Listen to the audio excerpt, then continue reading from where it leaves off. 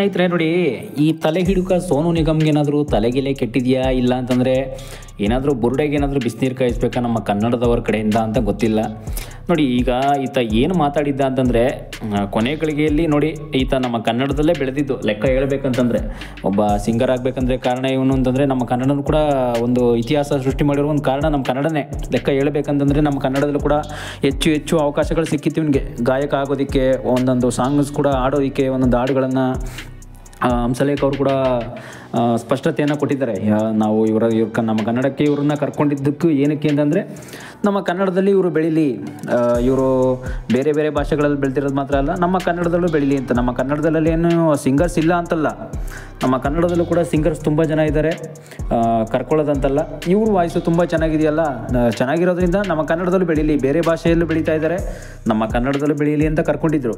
ಆದರೆ ಈಗ ಈತ ಯಾಕೆ ಈ ರೀತಿ ಮಾಡ್ತಾ ಇದ್ದಾನೆ ಅಂತ ಅನ್ನೋದು ಕೂಡ ಗೊತ್ತಾಗ್ತಾ ಇಲ್ಲ. ನೋಡಿ, ನಮ್ಮ ಕನ್ನಡ ಭಾಷೆಯಲ್ಲಿ ಕನ್ನಡ ಏನೋ ಒಂದು ವಿಡಿಯೋ ಬಿಟ್ಟಿದ್ದ, ಕನ್ನಡ ಕನ್ನಡ ಎನ್ನಡ ಅಂತ ಕನ್ನಡಕ್ಕೆ ಅವಮಾನ ಮಾಡಿದ್ದ ಒಂದು ಕನ್ನಡ ಪದಕ್ಕೆ.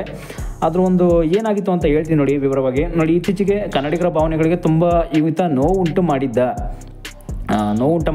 ಏನಕ್ಕೆ ನೋವು ಮಾಡಿದ್ದ ಅದನ್ನು, ಅದು ಒಂಥರ ಏನೋ ಆರೋಪ ನೋವು ಉಂಟು ಮಾಡಿದ್ದು ಅಂತ ಏನೋ ಕೇಳಿ ಬಂದಿತ್ತು. ಈ ಥರ ತೀವ್ರ ಟೀಕೆಗೆ ಕೂಡ ಗುರಿಯಾಗಿದ್ದ. ನೋಡಿ, ಗಾಯಕ ಸೋನು ನಿಗಮ್ ಯಾವ ಥರ ಟೀಕೆಗಾಗಿದ್ದ ಅಂದರೆ, ನೋಡಿ, ಕನ್ನಡ ಅನ್ನೋ ಒಂದು ಹೆಸರನ್ನೇ ಹಾಳು ಮಾಡಿದ್ದ. ನೋಡಿ, ಕನ್ನಡದಲ್ಲೇ ಕನ್ನಡ ಸಾಂಗ್ಸನ್ನೇ ಬರ್ಕೊಟ್ಟಿರೋದನ್ನ ಓದ್ತಾನೆ ಅವನು. ಕನ್ನಡ ಸಾಂಗ್ ಆಡುವಂಥ ಅಂತ ಏನಾದರೂ ಸ್ಟೇಜ್ ಮೇಲೆ ಏನಾದರೂ ಹೇಳಿದಾಗ ಕನ್ನಡ ನಾನು ಹಾಡಲ್ಲ ಅಂತ ಕೂಡ ಫುಲ್ಲು ಏನೋ ಒಂದು ಇದು ಮಾಡಿದ್ದ ಅವನು. ಏನಂತಂದರೆ ತುಂಬ ದಿಮಾಕಿಂದ ಸೋಕಿಯಿಂದ ಏನೋ ಒಂದು ಮಾಡಿದ್ದ. ಮುಂದೆ ಏನಾಗುತ್ತೆ ಅಂತಂದರೆ ಈ ಸುದ್ದಿ ಅಂತೂ ಭಾರಿ ಸುದ್ದಿ ಆಗುತ್ತೆ. ಆಗ ಬೆಂಗಳೂರು ದಕ್ಷಿಣ BJP ಸಂಸದ ಯಾರಿರ್ತಾರೆ ತೇಜಸ್ವಿ ಸೂರ್ಯ ಅವರನ್ನು ಕೂಡ ಈ ಭಾಷಾ ವಿವಾದಕ್ಕೆ ಸಂಬಂಧಿಸಿದಂತೆ ಗಾಯಕ ಸೋನು ನಿಗಮ್ ಕೂಡ ಈ ಸುದ್ದಿ ಆಗ್ತಾರೆ.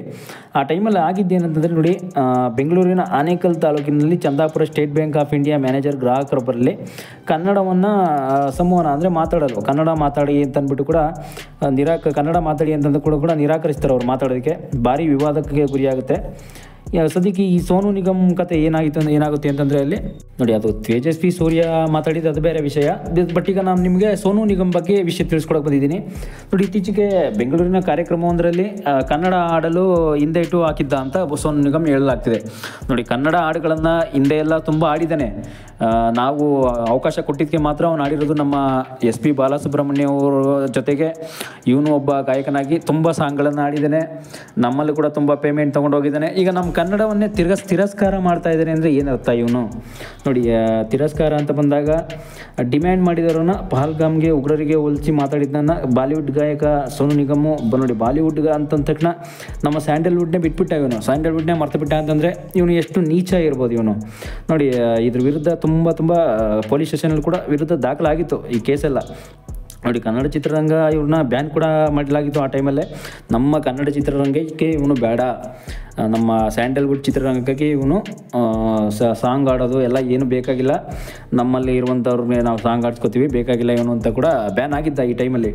ಆದರೆ ಮುಂದೆ ಏನಾಗುತ್ತೆ ಅಂತ ನೋಡಿ, ಚಿತ್ರರಂಗದಿಂದ ಬ್ಯಾನ್ ಕೂಡ ಆಗ್ತಾರೆ. ಇದರ ಬೆನ್ನಲ್ಲೇ May 5 ಕೂಡ ಇವರು ಇನ್ಸ್ಟಾಗ್ರಾಮಲ್ಲಿ ಒಂದು ಪೋಸ್ಟ್ ಹಾಕ್ಬಿಟ್ಟು ತಮ್ಮ ನಡತೆ ಏನಿರುತ್ತೆ ಅದರನ್ನೇ ಅವ್ರು ಮತ್ತಷ್ಟು ಕೂಡ ಇನ್ನೂ ಹೆಚ್ಚಿಗೆ ಸ್ವಲ್ಪ BP ರೈಸ್ ಮಾಡ್ಕೋತಾರೆ. ಅಂದರೆ ಯಾವ ಥರ ಅಂದರೆ ಕನ್ನಡ ನಾನೇನು ಕನ್ನಡ ಆಡಬೇಕು ಹಿಂಗೆ ಅಂತ ಸ್ವಲ್ಪ ಅವ್ರು ಹಿಂದಿ ಇಂಗ್ಲೀಷ್ ಭಾಷೆಯಲ್ಲಿ ಅವ್ರು ಮಾತಾಡ್ತಾರೆ. ಇದು ಮಾತಾಡಿದವರು ನಮ್ಮ ಕನ್ನಡ ಭಾಷೆಯವರಿಗೆ ಯಾಕೋ ಸರಿ ಬರಲಿಲ್ಲ.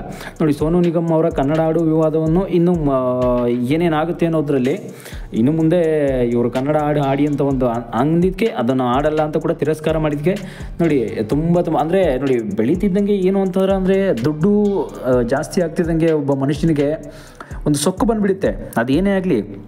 ಇದ್ರ ಬೆನ್ನಲ್ಲೇ ನೋಡಿ, ಅವರು ತಮ್ಮ ಇನ್ಸ್ಟಾಗ್ರಾಮ್ನ ಕೂಡ ಪೋಸ್ಟ್ ಹಾಕಿದ್ದು ಕೂಡ ಒಂಥರ ಏನೋ ದುರಹಂಕಾರ, ಸೊಕ್ಕು ಅನ್ನೋ ಒಂದು ಅರ್ಥ ಇತ್ತಲ್ಲಿ. ಅಂದರೆ ಅವರು ದುರಹಂಕಾರದಿಂದನೇ ಮಾತಾಡಿದ್ರು ಇನ್ಸ್ಟಾಗ್ರಾಮಲ್ಲಿ. ನೋಡಿ, ನಮ್ಮ ಕನ್ನಡದಲ್ಲೇ ಬೆಳೆದು ಹೋಗ್ಬಿಟ್ಟು ಈತ ಇನ್ಸ್ಟಾಗ್ರಾಮಲ್ಲಿ ತನ್ನ ಒಂದು ನಡತೆ ಏನಿದೆ ಅದನ್ನು ಹಂಚ್ಕೊಂಡಿದ್ದ. ನಾನು ಕನ್ನಡಕ್ಕೆ ಆಡಲ್ಲ, ಕನ್ನಡ ಅಂದರೆ ನನ್ನ ಕಾಲಕ್ಕೆ ಸಮಾನ, ಈ ರೀತಿಯೆಲ್ಲ ಇನ್ನೂ ಏನೇನೋ ಪೋಸ್ಟರ್ಗಳೆಲ್ಲ ಹಾಕಿ ತುಂಬ ವಿವಾದಕ್ಕೆ ಒಳಗಾಗಿದ್ದ. ಈ ವಿವಾದಕ್ಕೆ ಒಳಗಾದ್ಮೇಲೆ ಈತ ಕನ್ನಡ ಎನ್ನಡ, ನಾನು ಕನ್ನಡ ಹಾಡಲ್ಲ ಹಂಗೆ ಹಿಂಗೆ ಅಂತ ಕೂಡ ಅದು ಅವನು ಹಿಂದಿ ಭಾಷೆಯಲ್ಲೇ ಮಾತಾಡಿದ್ದು, ಬಾಲಿವುಡ್ ಭಾಷೆ ಏನಿದೆ ಅದರಲ್ಲೇ ಮಾತಾಡಿದ್ದ. ಕೊನೆಗೆ ಆಮೇಲೆ ಇತ್ತೀಚೆಗೆ ಬೆಂಗಳೂರಿನ ಖಾಸಗಿ ಕಾಲೇಜಲ್ಲಿ ನಡೆದಿದ್ದ ಒಂದು ಸಾಂಸ್ಕೃತಿಕ ಕಾರ್ಯಕ್ರಮದಲ್ಲೂ ಕೂಡ ಕನ್ನಡದಲ್ಲಿ ಆಡಿ ಎಂದು ಒಂದು ಪ್ರೇಕ್ಷಕರಿಗೆ ಕೂಡ ಬೈಯುವ ಮೂಲಕ ಕೂಡ ಅಲ್ಲೂ ಕೂಡ ವಿವಾದಕ್ಕೀಡಾಗ್ತಾನೆ.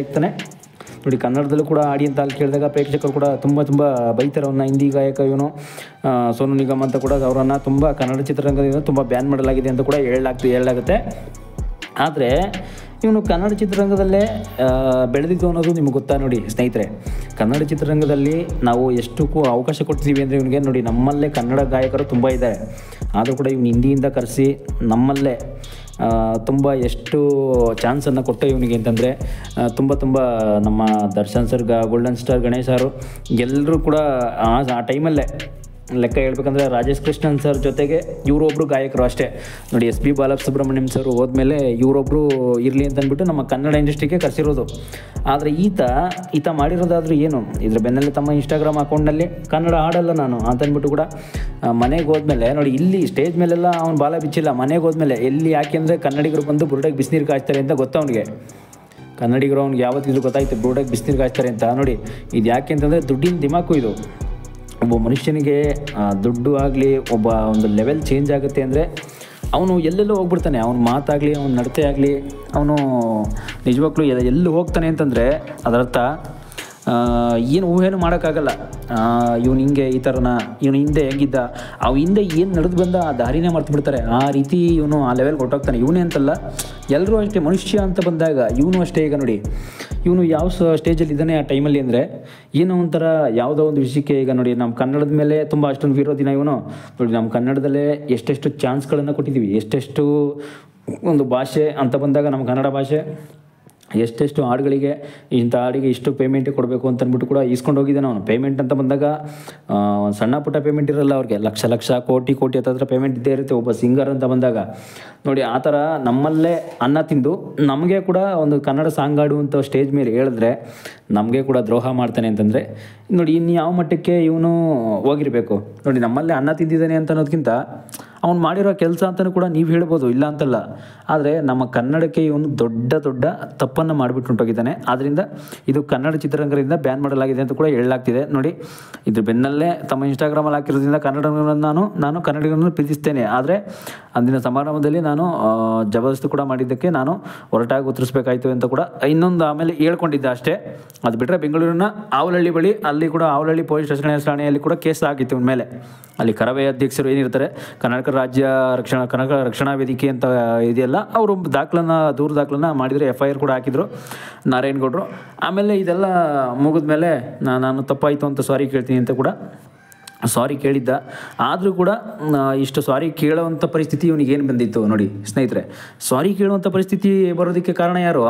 ಅವನೇ ಈ ರೀತಿ ಮಾಡ್ಕೊಂಡ್ಬಿಟ್ಟ. ಎಲ್ಲ ಇವನೇ ಈ ರೀತಿ ಮಾಡ್ಕೊಂಡ್ಬಿಟ್ಟು ನಾನು ಆಡಲ್ಲ ಹಂಗೆ ಹಿಂಗೆ ಅಂತ ಆಡಿದ್ರೆ ಅವತ್ತು ಇದು ಏನೋ ಒಂದು ಪದನೋ ಆಡ್ಬಿಟ್ಟಿದ್ರೆ ಕೇಸೇ ಮುಗಿರ್ತಿರ್ಲಿಲ್ಲ, ಮುಗಿದೋಗ್ತಿತ್ತು.